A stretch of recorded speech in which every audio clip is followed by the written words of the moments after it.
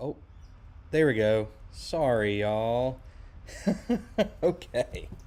I'll explain again. Sorry about that, y'all. I promise. I hope y'all can hear me now. Uh, I'm typing now over to YouTube to let them know that the sound is coming. Here we go. It is coming. All right. Um, and now, okay, cool. I am pulling up on Facebook now. Uh, how many chicks can y'all see? I'm glancing over there while I'm trying to get this together.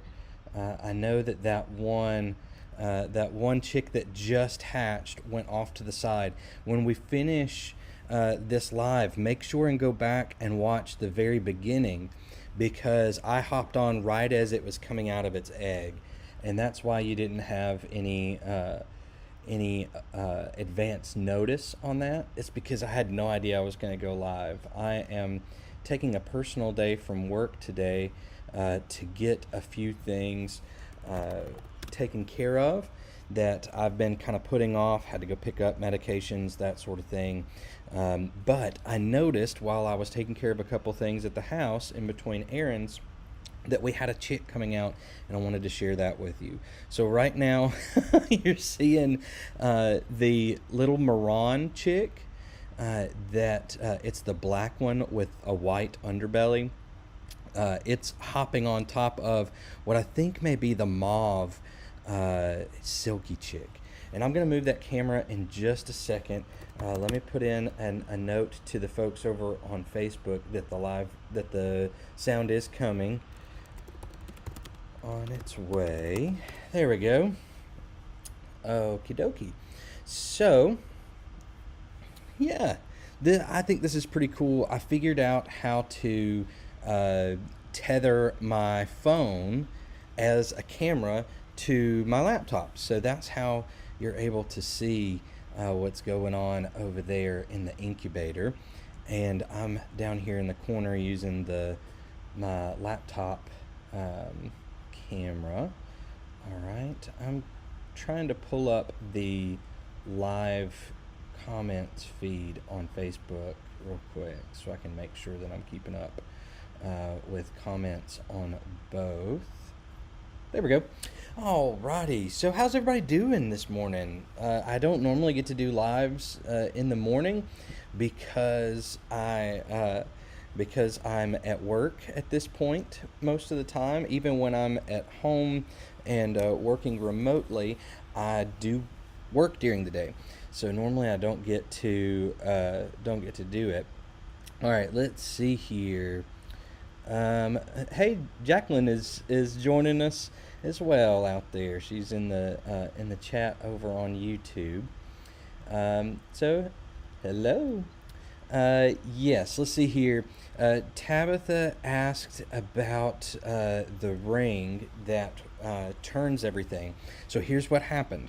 We were running behind on a lot of things, had a very busy weekend, so we left that ring in there. Now, the reason that we left it in there is because they were already pipping and hatching, and so we didn't want to take it out. And what makes it okay that it's in there is that this particular incubator stops the automatic turner when you get to 3 days until hatch. So you don't even have to worry about taking it out if you don't have time, something happens like this. And so that turning device is still in there. You don't have to worry about it. It's not going to hurt them or anything. And yeah, it'll be fine. Let's see, Brown Thumb Nursery. Hey, it says I'm only coming through the left speaker, but sound is good. Sorry about that. I'm not sure why that would be. I'll check my program before we go live. We're going to go live again tonight because we are going to be changing our schedule for videos. Let's see. Yeah. Okay. So this chick that is right in the middle of the frame right now. Yes, Jacqueline, I think it's black, the chick, and it's right in the middle of your screen right now. That's the one that just hatched right at the beginning of this video. So it took me a few minutes to get the sound working because I got on in such a hurry. But go back to the beginning of this live whenever we're done, whenever it shows on the replay, and watch it, because I jumped on right as it was kind of kicking out of its shell completely. So you'll get to see that here in just a little while when we finish this live. Let's see here. Okay, so in the frame right now, we can see a few of them. I'm probably going to go move the camera in just a second so that y'all can see. But while it is adjusting, or while I'm moving the camera around, it'll be kind of weird, and I won't be able to talk too much because I'm using the microphone on my laptop. I may take a minute, in just a minute, to go and get a wireless microphone and plug it in. But for now, I'm going to go move that camera a little bit and see if we can get a good shot of some of these chicks. I know you can see that one right there. It is super cute. The one that you can see towards the left side of your screen there is a splash silky. And it is so cute. Oh my goodness. If you look really close, you can see some dark spots, just a couple of dark spots on that silky, and that's how you know that it is that it's that splash silky and not just a white silky. And plus, these silky eggs came out of a kind of a blue-black splash situation, except they have some of them have chocolate genes in them, which changes some of those colors and how they express. And so that's why we're going to have some blue chicks, most likely, some splash chicks, some black chicks, and then chocolate perhaps, and maybe mauve. So I'll get Jacqueline to explain how those genes modify those colors sometime for you. She understands the silky genes when it comes to colors a whole lot better than I do, especially when it comes to the chocolate side of things. I just don't know much about that. Jacqueline has been the one that has done most of that research. So, okay, I'm going to run over there and see if I can move the camera a little bit so you can see a little bit better. I think if I move it to the other side of the table, you'll be able to see better. So y'all hang in there. I'm just going to warn you, I was in the middle of doing laundry when I noticed this. So you are going to see just a little bit of laundry sitting on the edge of the couch, and that is clean pants that I was about to hang up. So y'all bear with me while I do this real quick. I'm going to turn off the MacBook camera so that you won't just see blank stuff behind me, and I'll leave that other one there. All right, y'all give me just a second. I'm walking over there to the camera. Okay, so we got an elf over here watching the chicks.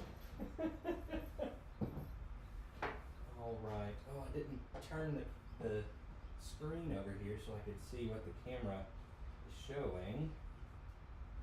Let's see here. No, we'll just have to bear with me. It's going to be kind of an awkward transition for a second. Alright, let me go turn the... so I can see. Okay, you're seeing the top there. Oh, y'all, this is fun. So this is the first time I've ever done this with my phone before. Let's see if I can get this tripod to stay still. Alright. Oh, the camera's on the top part. Let's see. Whoop. Whoop, whoop, whoop. Y'all, I promise I'm gonna get this. Y'all bear with me for just a second. I know that this is an incredibly awkward transition. So let's turn y'all this way and see if it automatically... Yep, it flipped. Hooray! Alright.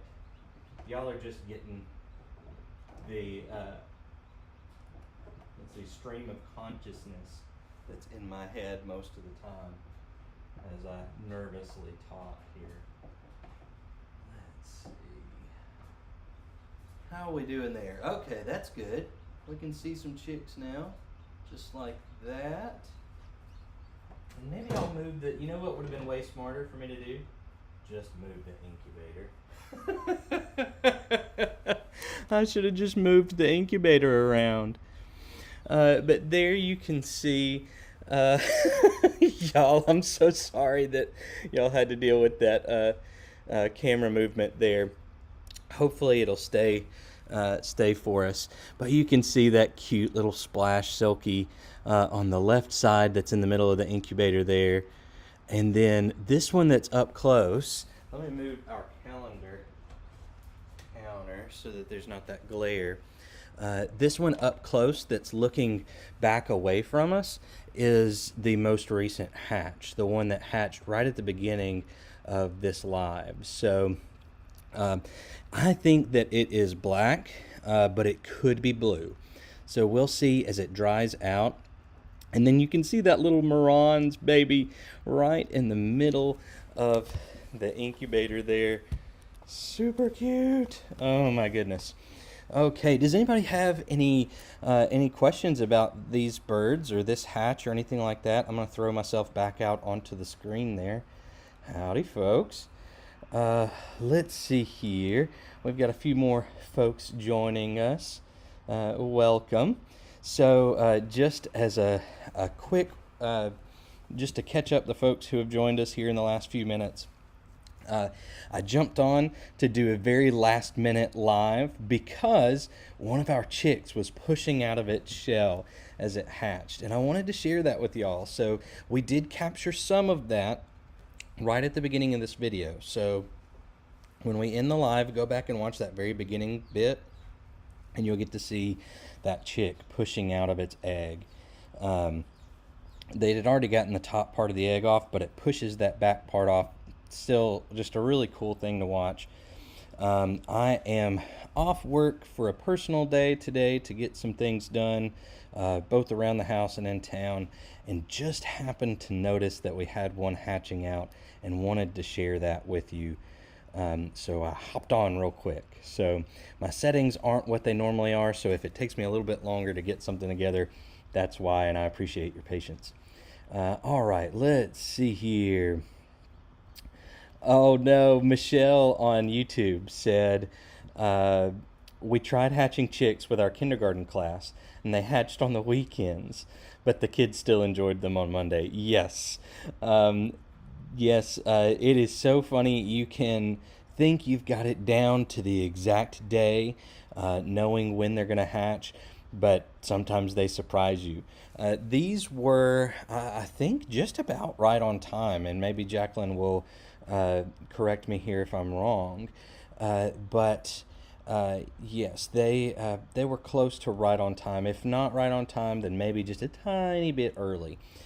So they are looking healthy, and we are so happy that they're here. Diana over on Facebook said, I bet Eleanor is going to be so excited. Yes, and Eleanor got to see 3 or 4 of them that had been born this morning while we were sleeping. In fact, last night, Eleanor came and woke us up and said, Mommy, Daddy, I hear peeping in the other room. And so she knew that there were some chicks, but we made her go back to sleep and wait. It was almost like Christmas, right? And so she was very excited this morning, and will be extra excited when she gets home and sees that there are more of them. So let's see here. Michelle asked, even though they are different breeds, do they hatch around the same time? Yes. So chickens, are they a species, I guess? Sorry, y'all are catching me on a day where I just don't have I'm just not gathered. I'm a little frazzled from jumping on, but excited to be here nonetheless. Yes, so all chickens that I've ever heard of, maybe somebody knows of some chickens that are a little bit different. They take 21 days to hatch out of an egg from the day that they begin incubation. So they can be up to about 10 days old, the eggs, without seeing too much of a drop off in terms of viability. And that's 10 days at like room temperature or even outside temperature most of the time. If it's really, really hot, maybe not. And if it's really, really cold, maybe not. But as long as they're not frozen, really, then about 10 days you can still incubate them. After that, the viability of the eggs does start to go down, the rate at which we can get them to hatch most of the time. And so we recommend putting them in as early as you can after they've been laid. If you order hatching eggs like we do, we recommend taking them out of their package, placing them with the pointy end down in an egg carton, and kind of tilting them just a slight bit. And just, or no, never mind, not when they're hatching eggs. Sorry about that. When you order them, you just want to sit them in an egg crate or an egg carton for overnight, really.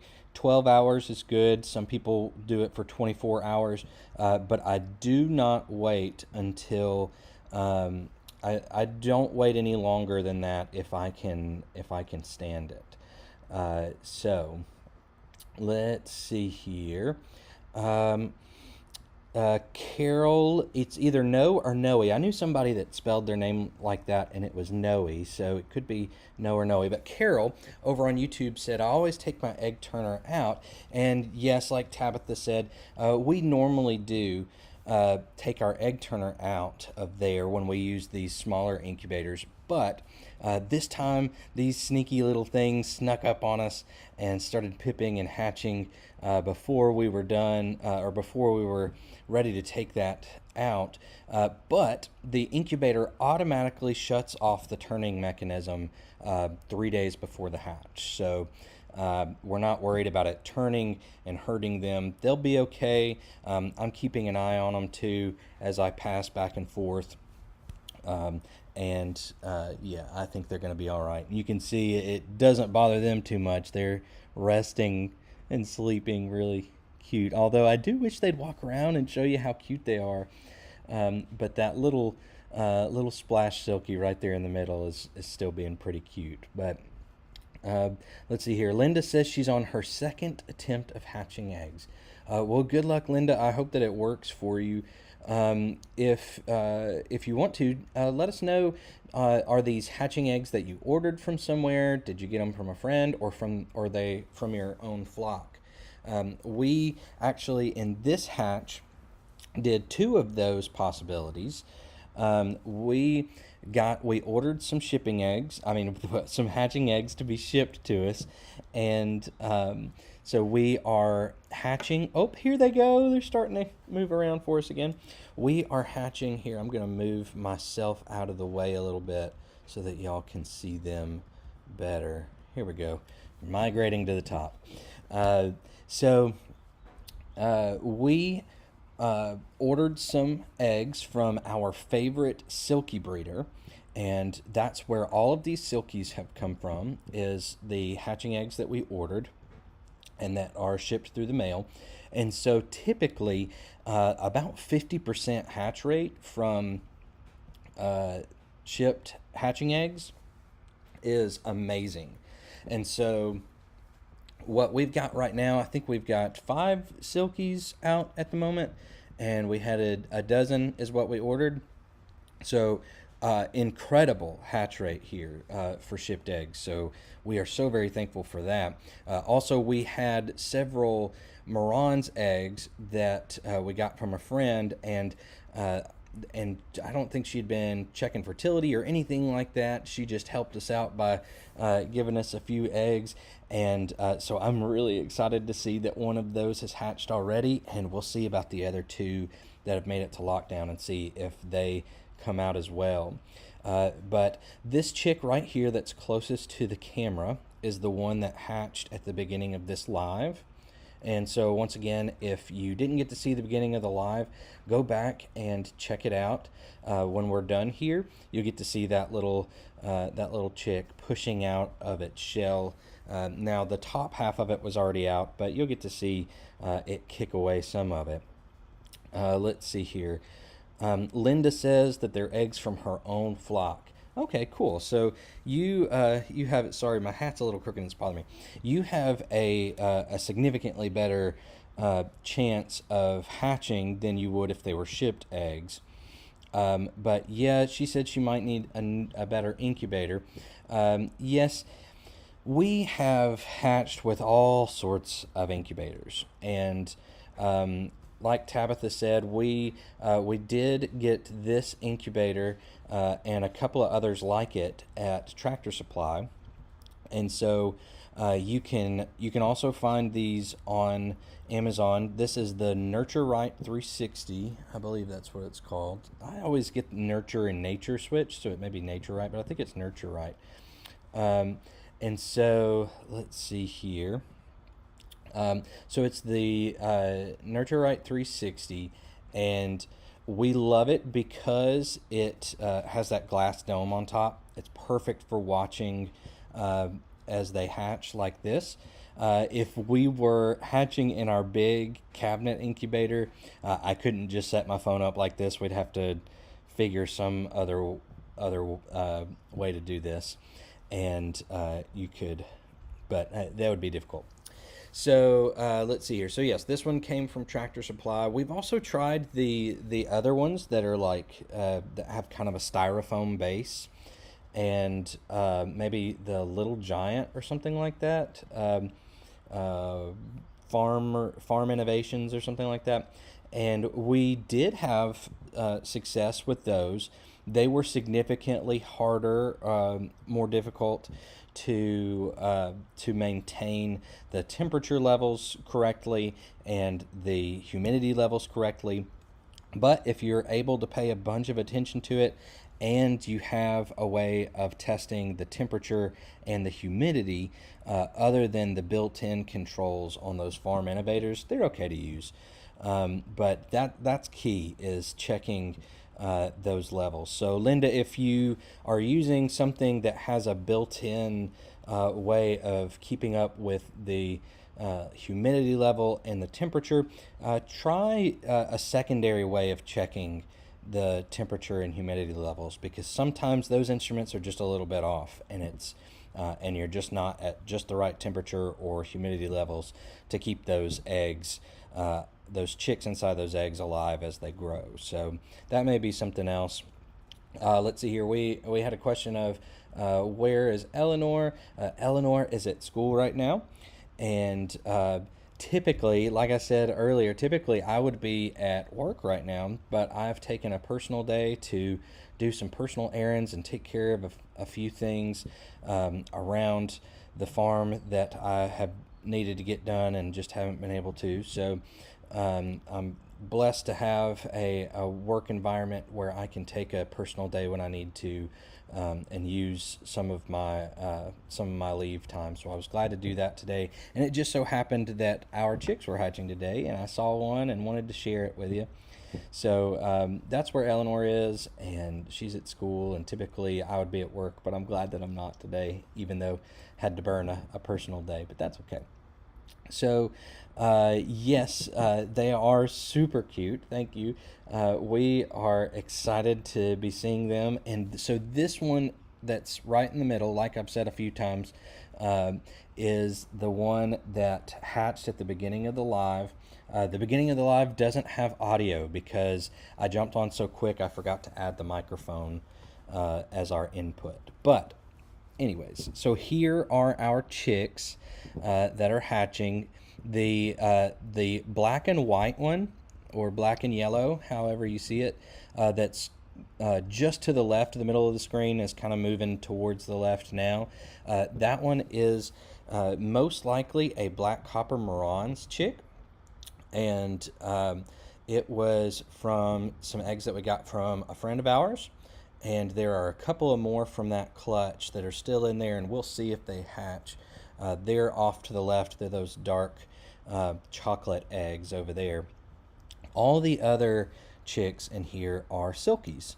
And so far we've got 2 or 3 splashes. It looks like we may have 3 splashes in there now. And then a mauve, what we think may be a mauve, and then one that's either black or blue. And so we'll see here. Sandra asked, have all the chicks hatched? Not yet. We still have, let's see, I'm going to go check and count. I'll be right back. We still have...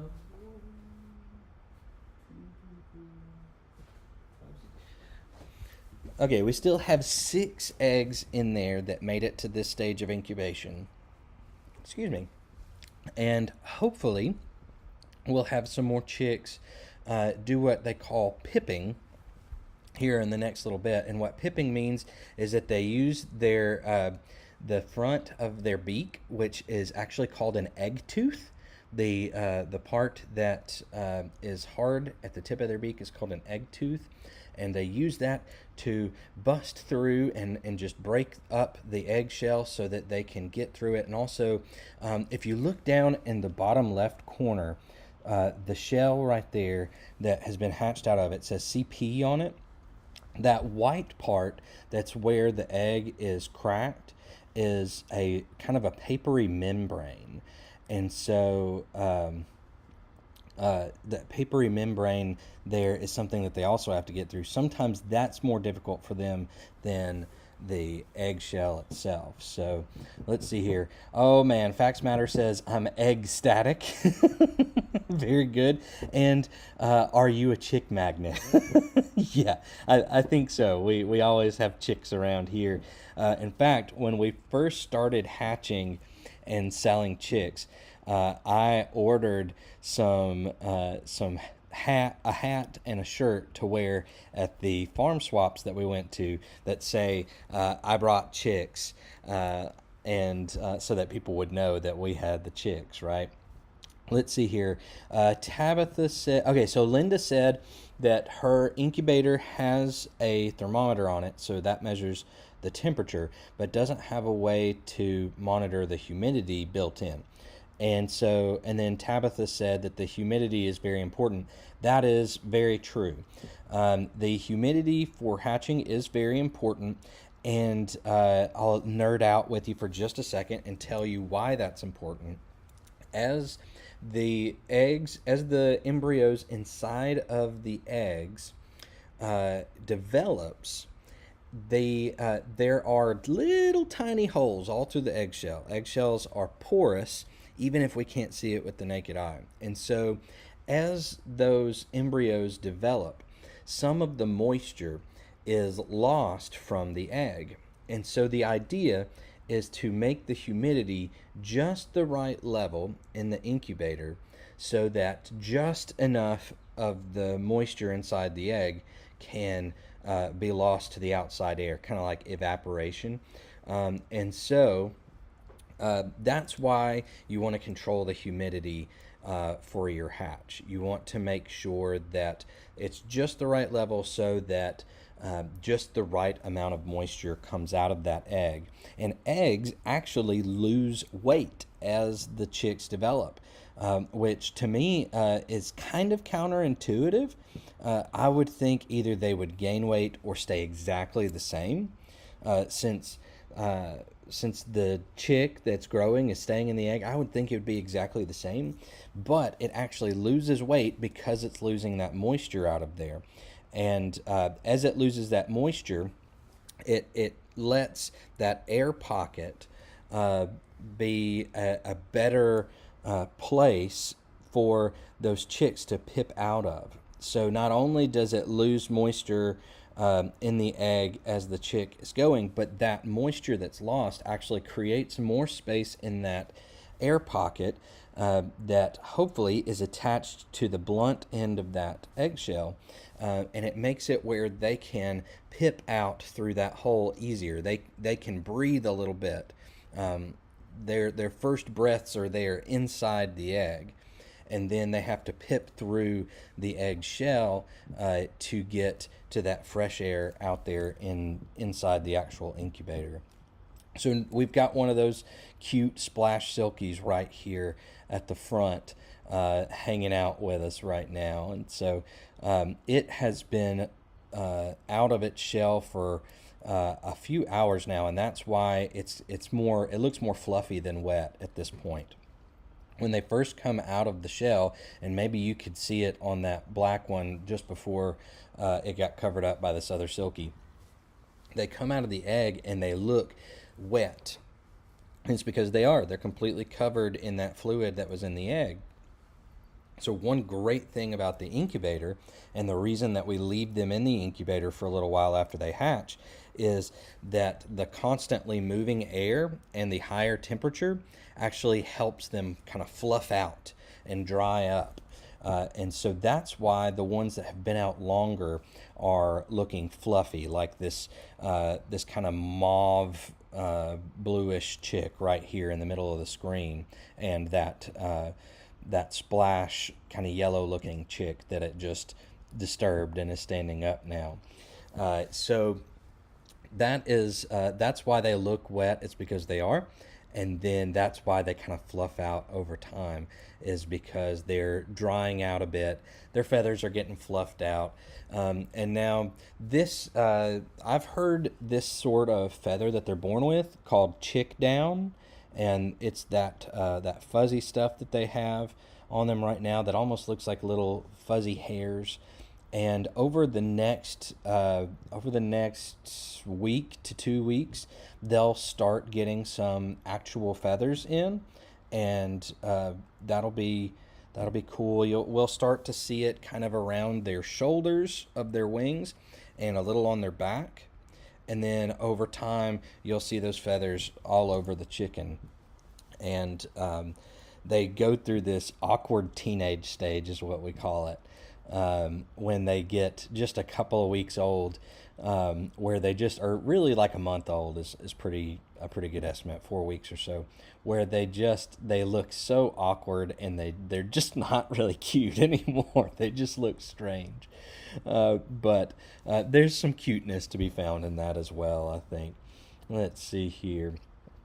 Uh, let's see, Miss Sue. Hey, Miss Sue, she says she wants that fat black and white one. Yes, that is the black copper Marans chick in there. And it is super cute. Eleanor calls those penguin chicks because they kind of look like penguins. So I love that she calls them that. And so we've called several of them penguin chicks. And they're just so much fun. All right, I'm going to leave this up for a few minutes while I go take care of something that I was working on just a second ago. I'm just going to remove my face from the screen and let y'all see the chicks for a few minutes, and then I'll be back to talk to you for a few minutes. So y'all hang out for a little bit. Hopefully the camera will stay right where it needs to be. It looks like they're coming to check the camera out. If y'all could see from my perspective, they're all kind of huddling up into that one corner by the camera. So hopefully they'll stay right there for you, and you can watch them. And I'll be back to talk in just a couple of minutes. So thanks for being here, and keep hanging out and watching those chicks. And I'll be back in a few minutes to talk to you some more.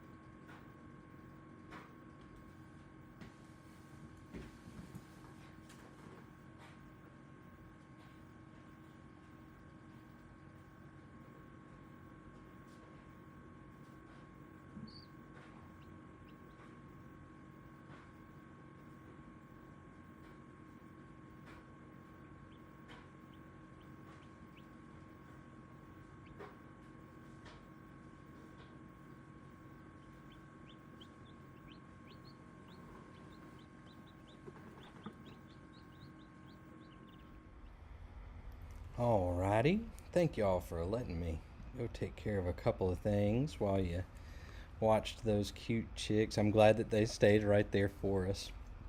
I'm gonna move myself again just to stay. Uh-oh, I almost moved the wrong thing, y'all. Alright, I'm moving myself over to the other corner just so that I stay out of the way. I'm gonna make myself just a little bit bigger there. Okay, let's see here. Tabitha says she learned all of this from Jacqueline, Zach, and Eleanor. I think she's talking about the hatching stuff that she was sharing with Linda, who was having some questions about how she's hatching and the incubators she's using. Let's see here. Smallholder Homestead says, is that a hatching time incubator? This incubator is a Nurture Right 360, and the reasons that we love this incubator is because it is virtually fully automated. The only thing that you need to do while the eggs are incubating for the first 18 days is to keep a very small area of the incubator filled with water. And the way that you do that, it's got a little tab on the edge of it that you fill with water. And so it's super easy. It takes any guesswork out of it and complication out of it. So we like that it's simple. We like that it has this clear dome top that you can see through all the time. And it's easy to clean. We do have a lot of tips and suggestions that we offer to people who use this particular incubator. Some good things to know about this incubator is that the grate on the bottom, so like the floor of the incubator, you should say, it has holes in it. It's like a grid of holes. And the reason that it has that is so that the water that goes below that can create the humidity that it needs inside the incubator. And so those holes we find can be just a little big when it comes to chick toes, especially we hatch silkies, which are bantams, and so they have extra tiny toes. So we suggest using kind of a shelf liner. You can buy rolls of shelf liner even at the Dollar Tree. And so what we'll do is we'll roll that out onto the floor is removable, and so we'll take the floor out of the grate out of there, and we'll lay it on top of the grate, and we'll use a marker to mark where the shelf liner needs to be, and we'll just cut out that piece of shelf liner. We put it on there, and then we'll put that the automatic turner on top of that. And that's one of the biggest suggestions that we make for folks who use these. And we've never had a chick get injured because of those holes. So we have hatched without the shelf liner before, and it hasn't seemed to make that big of a difference. It does make cleanup a little bit easier because not as much is going to fall through into the bottom of that. And so you can just take that shelf liner off, especially if it's something that you feel comfortable throwing away, the disposable shelf liner. And you can just put that straight into the trash. It makes cleanup a little bit easier. You will have to clean out the bottom of this almost every time, just because that chick fuzz that I was talking about earlier, that chick down, is very fine, and it does get down in that bottom. And sometimes they will have some poop in there, and that you have to clean out, obviously. So, and then of course you have to wipe down the dome after every use. But these are great incubators. We ran 2 or 3 of them last summer nonstop. Well, really, last year, almost the whole year, we ran incubators nonstop. Or this past year, I should say, up until the end of summer. And So we know that these incubators hold up well. I would say this is probably like the 20th hatch. Is that possible? Yeah. No, no, no, no. Maybe not 20. Maybe 15. Let's say 15. This is probably the 15th hatch that this particular incubator has gone through. So we know that these incubators are durable, that you don't have to be worried about them, about the complications. It takes so many of the complications of hatching out. The instruments on them, the thermometer and the hygrometer, which measures the humidity, work pretty well. We have known some folks who have had issues, and so they'll put a small hydrometer thermometer combo down in the middle during the hatch process during the first 18 days just to make sure that it's reading correctly. And so it takes so much of the guesswork out. And with the automatic turner, you don't have to worry about turning them, because we have also had incubators that we've had to turn the eggs 4 or 5 times a day. And if you forget, I mean, that really, that stinks. It takes a lot of the fun out of it if you're really having to worry if you miss turning. Now, that's not to say it's no fun if you have to turn it yourself by hand. We've really enjoyed those hatches as well, but the automatic turner is kind of a game changer. It's a really good, especially for kids. Tabitha said, "Are they expensive?" So, they are not the cheapest incubators on the market, but they are worth the price, and they are not as expensive as bigger incubators. So I want to say the price point is right around like $120 or something like that. I know there's some sticker shock there. I'll look that up while we're talking about it now. I know that there's some sticker shock there, but honestly, you're also not going to struggle to sell this incubator used if you decide that you don't want it later on. I mean, of course, everything is a depreciating asset when it comes to farm stuff. But this one you'll be able to sell. And so it looks like the price has gone up since we bought them last year. It looks like it's around $150 now. But we've bought cheaper incubators before from the same places, from Tractor Supply, from Amazon, and felt like it was going to be better for us. And they just weren't. There was no comparison to the Nurture Right. It looks like there are several retailers that sell the Nurture Right for more expensive, but you can find them on Amazon and at Tractor Supply for that baseline price. Let's see here. We've got some other questions. Somebody asked how long we will leave the shells in for, or when do we take the shells out? We like to leave when it's a smaller, so this is kind of a smaller hatch. There's probably, I said there's 6 more to go, and I think we have 6 chicks in there right now, so 12 eggs in there. We will probably leave most of the shells in there until we're ready to start putting some of the chicks into a brooder. And so maybe we'll probably leave most of the chicks in there for a total of 18 hours or so. They hatched overnight, so I figure it was probably early morning, around 2 o'clock or so. So this evening at the earliest is when we would start taking them out. And we would only take out the ones that are completely fluffed up. The chicks, I mean, only the chicks that are completely fluffed up and dried.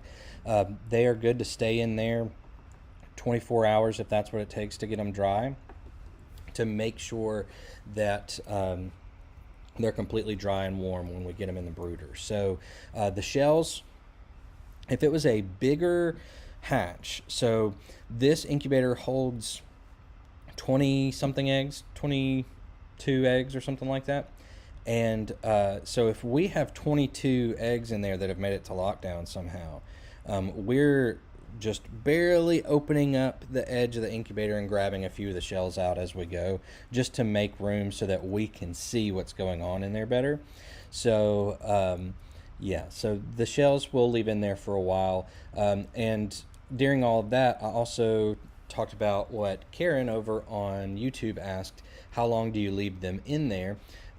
We will typically leave them in there for several hours at least.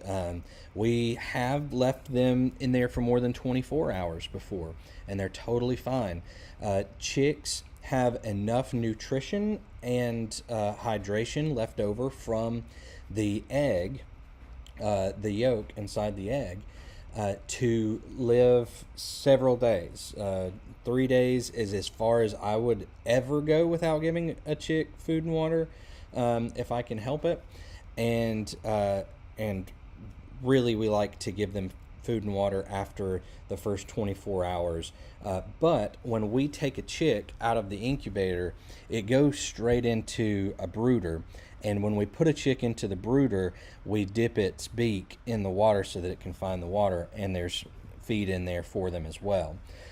Now, whenever we ship chicks, excuse me, whenever we ship chicks, it's just like we do with other chicks, except they may not get water as soon as they come out of the incubator.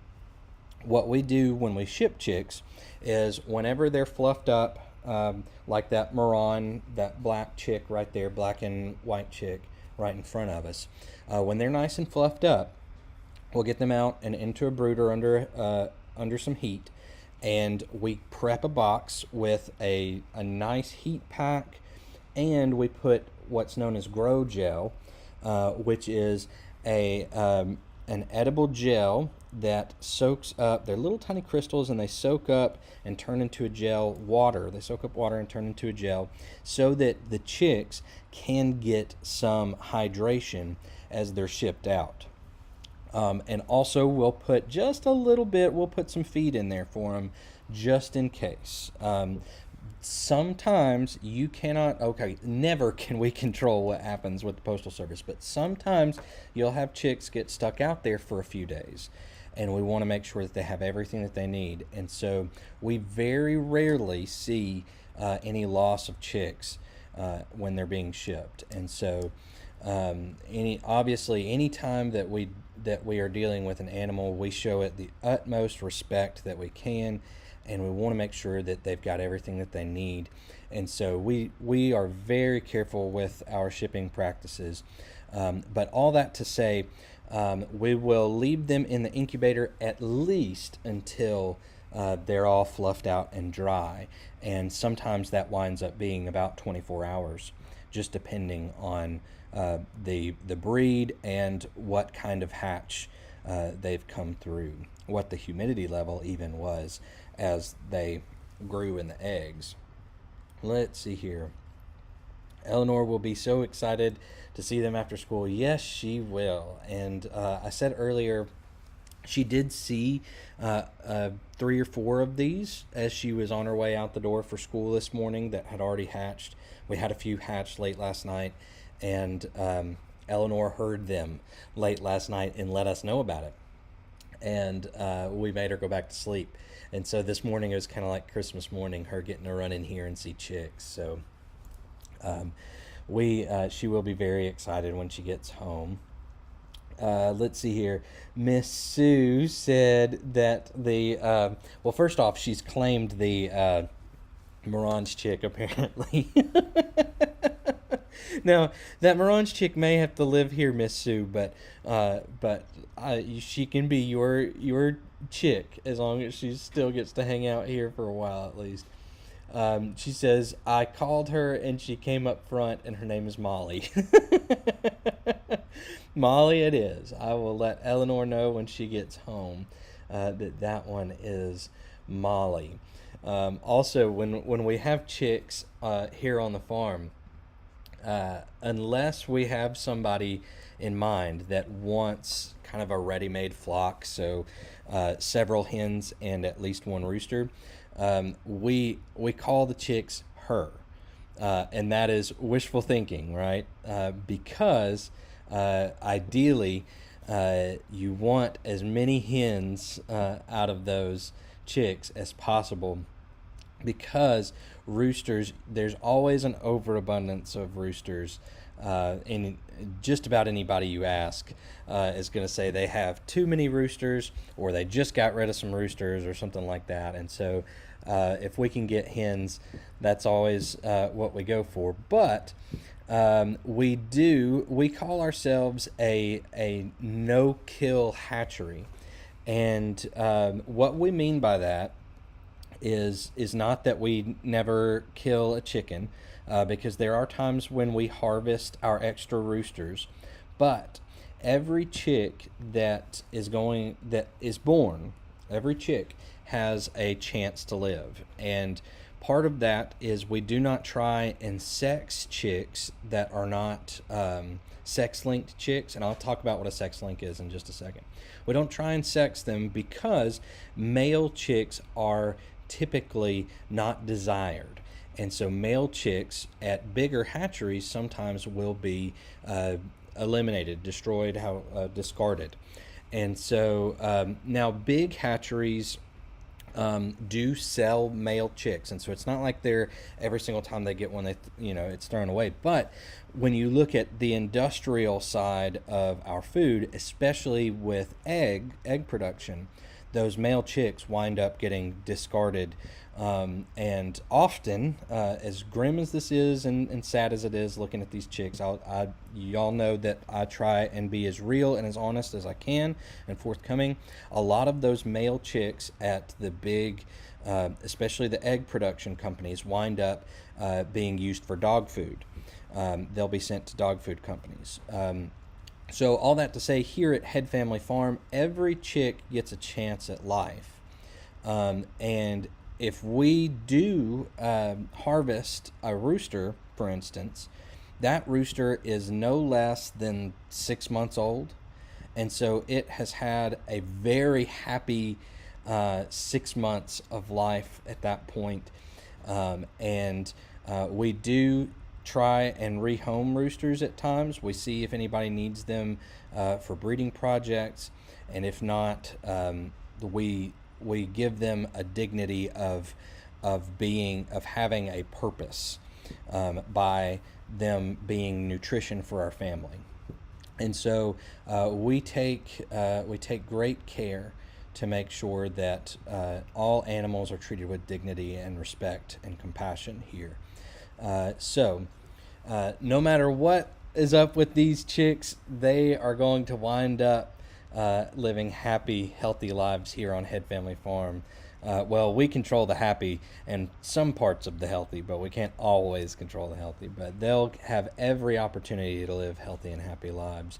And all of these chicks will probably wind up in the silky coop. Even that black copper marans that Sue's Molly, the little chick there, and Sue says she'll visit her in April. Okay, Sue, we'll make it happen.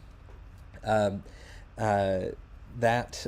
of these chicks will wind up in the silky coop for a while to grow. Let's see here. Lady Ryan says they are sleepy. I have a little classroom incubator that's 6 eggs, and I don't think it's working. Due date is tomorrow. Too cute. Well, we hope that works out for you. It's hard to tell. You can candle eggs. We did a candling video a couple of weeks ago where you can see if there is development going on in the egg, but that doesn't guarantee that you're going to have a successful hatch either. What I always tell people, and I said it just a little while ago, is if you have an incubator, you always want to check and make sure that the instruments in that incubator, the thermometer and the hygrometer, are working properly.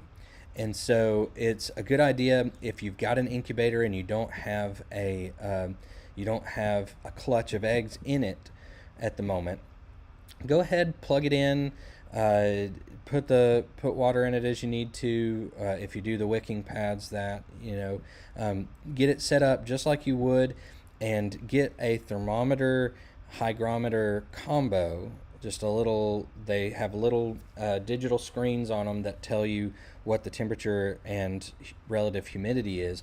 Put that into that incubator and let it sit for a day or two, and test out those instruments to make sure that they're reading correctly. We did that with some of the farm innovators. I think that's what they're called, that we had a while back, and we realized that the thermometers were not reading correctly, and so we actually went and bought some meat thermometers. The farm innovators they're kind of like a cooler. They're made out of styrofoam on the inside, and then they have a plastic coating around them. And we used those for a while when we couldn't get our hands on a cabinet incubator, but needed to incubate more eggs quickly. And so we went and got meat thermometers. Those farm innovators have holes in the top, little tiny holes. And so we were able to just kind of put those meat thermometer probes down in there at any given time and leave it. And that's how we kept up with the temperature in there. Because a lot of times those instruments that are built in don't work. So Linda says she just ordered a hydrometer. Great. It'll help. I'm positive of it. Just whenever let's see, I just put my eggs in the incubator this morning. Okay, Linda, if you've got space in there to put the hygrometer in there with them, do that whenever you get it, and just see what it's showing at. Linda, does your incubator have a place to add water into it? And I'll let that question float out there for a minute because I know we have a slight delay here, and I'll get back to that one. Let's see. Brown Thumb Nursery says the yellow one in front. What color do they consider that? Okay, so this one is a silky. So if it hatched just like this, and I didn't know what kind of pen it came out of, breeding pen, I would think that would probably be a white silky. But it came out of a project breeding pen. So I know that the white gene is not in that pen. So that one is a splash silky. And so splash is going to be a slight variation on white. It's not going to be quite white. Sometimes you'll see just a tiny tinge of gray in that main color. But also, a lot of times with splash in silkies, you'll see spots, which they call paint.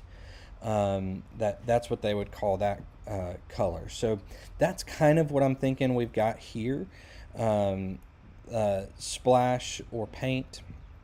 And so it's the same principle of blue black splash in other chickens, where you need two splash parents to make or two parents with splash genes to make a splash, two parents with black genes to make black, and then when you cross the splash and black genes, you wind up with blue.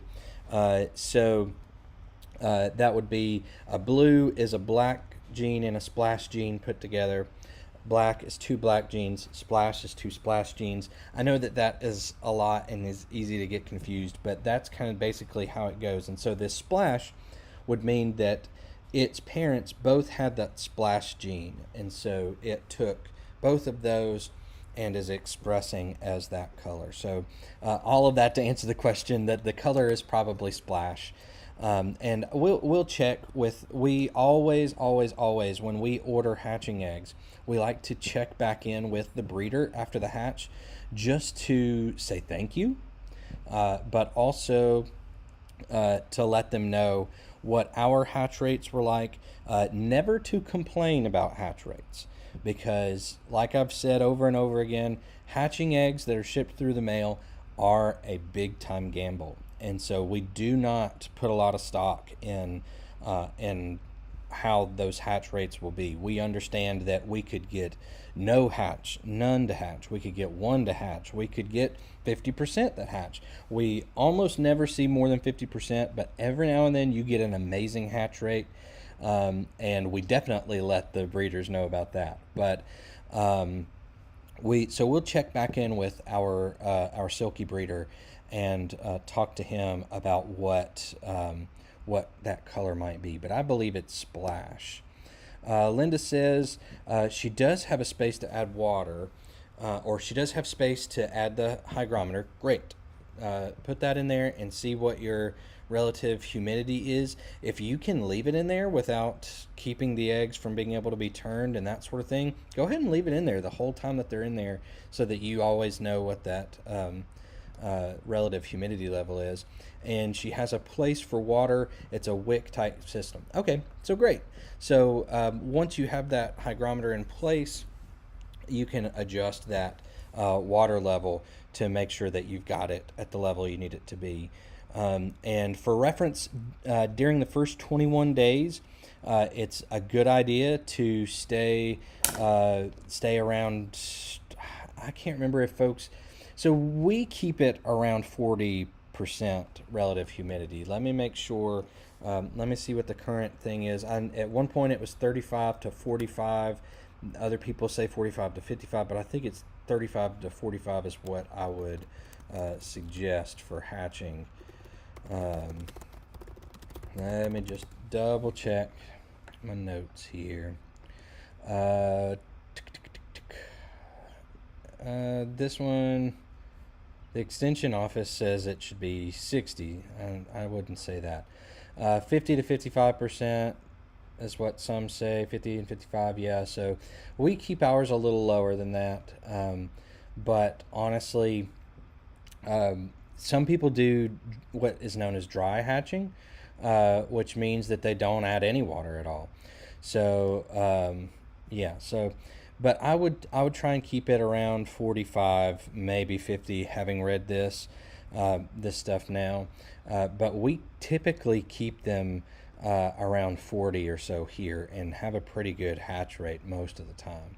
But yeah, I think 45 is what we actually set the cabinet incubator on, and 40 is what we try and keep these little ones running at. Let's see here.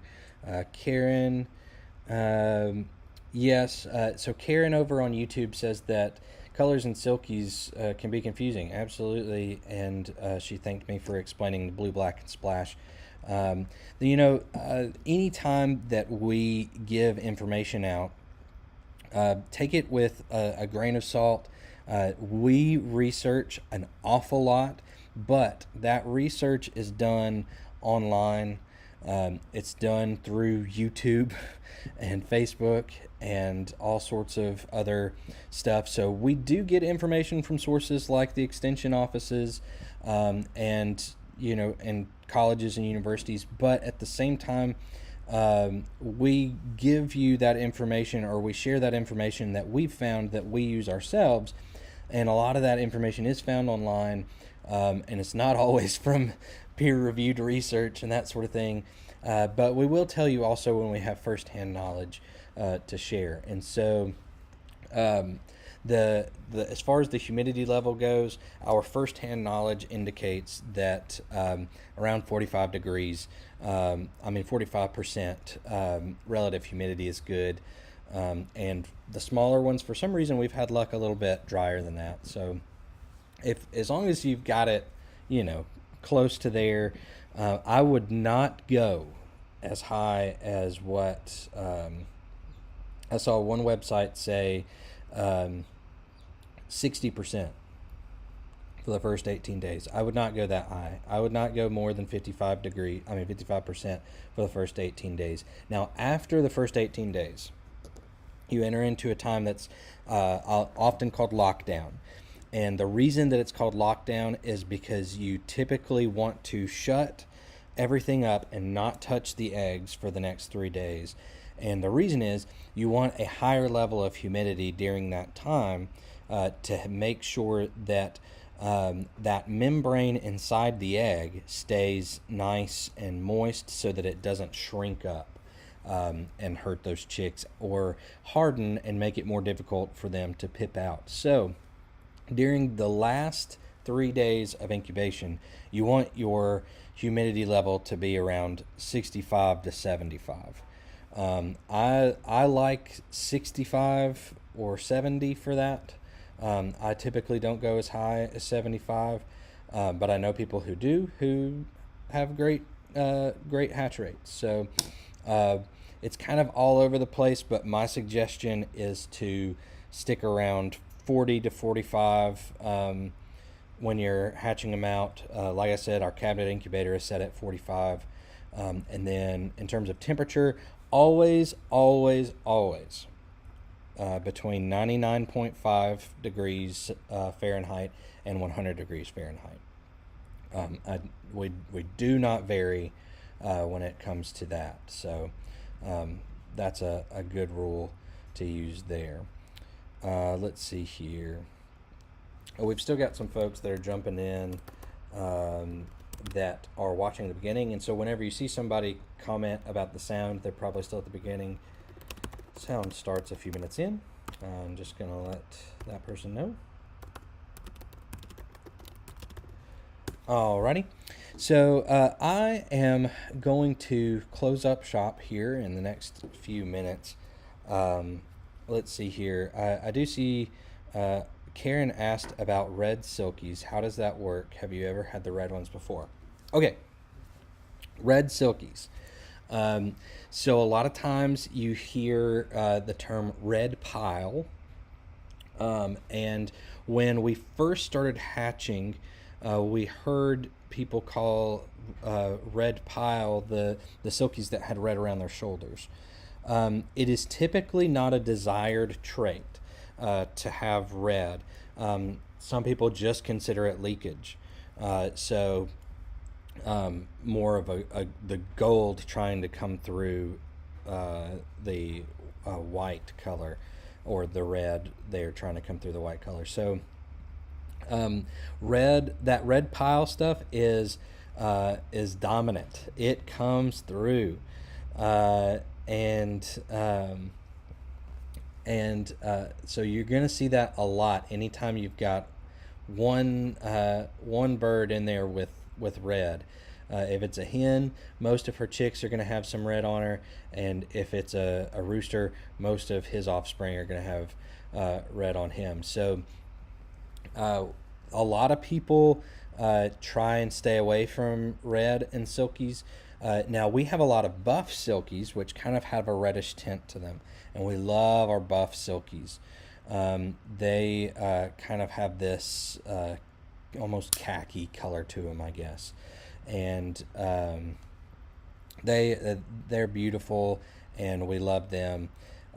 So those are great. But as far as the deeper red colors, we try and stay away from that here, just because it's harder to find people who really want those offspring.